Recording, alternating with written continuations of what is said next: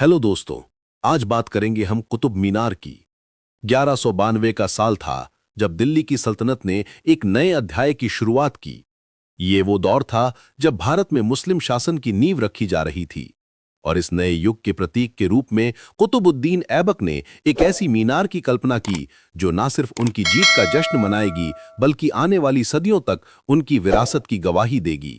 इसी सोच के साथ शुरू हुआ कुतुब मीनार का निर्माण। शुरुआत, एक जीत का प्रतीक। कुतुबुद्दीन ऐबक ने इस मीनार का काम शुरू करवाया था, लेकिन उसका पूरा श्रेय उन्हें नहीं जाता। असल में ये एक संयुक्त प्रयास था जो कई पीढ़ियों तक चला। शुरुआती दौर में ऐबक ने सिर्फ पहली मंजिल बनवाई थी। ये मंजिल लाल बलुआ पत्थर से बनी है, जिस पर अरबी और फारसी में लिखी गई आयतें और नक्काशी उस समय की वास्तुकला की झलक दिखाती है। इस मीनार को बनाने का मकसद कुछ इतिहासकारों के मुताबिक ख्वाजा कुतुबुद्दीन बख्तियार काकी के सम्मान में था, जो एक सूफी संत थे। लेकिन इसका एक और मकसद भी था, भारत में मुस्लिम शासन की स्थापना का ऐलान करना। इल्तुतमिश, एक नई ऊंचाई। ऐबक के बाद उनके दामाद इल्तुतमिश ने शासन संभाला। उन्होंने देखा कि यह मीनार अधूरी है और उन्होंने इसे पूरा करने का बीड़ा उठाया। इल्तुतमिश ने मीनार की अगली 3 मंजिलें बनवाईं।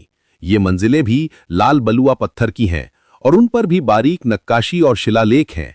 इन 3 मंजिलों के जुड़ने से मीनार की ऊंचाई और भव्यता और बढ़ गई। अब ये मीनार सिर्फ एक प्रतीक नहीं बल्कि एक पहचान बन चुकी थी। फिरोज शाह तुगलक, एक नई जान। सदियां बीतती गईं और समय के साथ कुतुब मीनार भी बदलावों से गुजरती रही। 14वीं सदी में एक भयानक भूकंप आया जिसने मीनार को काफी नुकसान पहुंचाया। उसकी 5वीं और आखिरी मंजिल लगभग ढह गई थी। उस समय फिरोज शाह तुगलक दिल्ली के सुल्तान थे। उन्होंने इस मीनार को फिर से बनाने का फैसला किया। तुगलक ने न सिर्फ 5वीं मंजिल को ठीक करवाया बल्कि एक बिल्कुल नई मंजिल भी जोड़ी। इस नई मंजिल में संगमरमर का इस्तेमाल किया गया था, जो उस समय की वास्तुकला में एक नया प्रयोग था। तुगलक का ये काम कुतुब मीनार को एक नई पहचान देता है। अब ये मीनार 5 मंजिलों की हो गई थी और हर मंजिल एक अलग शासक की कहानी कहती थी।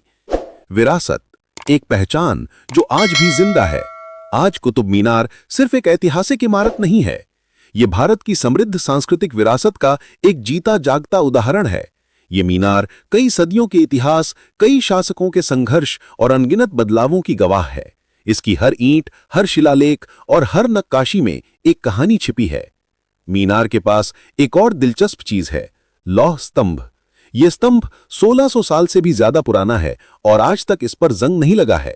वैज्ञानिकों को भी ये बात हैरान करती है कि कैसे प्राचीन भारत में इस तरह की तकनीक मौजूद थी।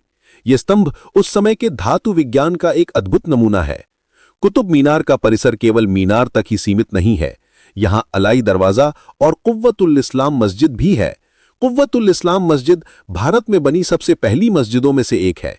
ये सब मिलकर इस जगह को एक ऐतिहासिक धरोहर बनाते हैं, जहां हर पत्थर एक कहानी कहता है। आज जब हम कुतुब मीनार को देखते हैं तो हमें सिर्फ एक ऊंची इमारत नहीं दिखती, हमें उसमें सदियों का इतिहास, अनगिनत राजाओं का संघर्ष और भारतीय कला और संस्कृति का अद्भुत संगम दिखता है। ये कोई रहस्य नहीं बल्कि एक खुली किताब है जो हमें हमारे गौरवशाली अतीत की याद दिलाती है।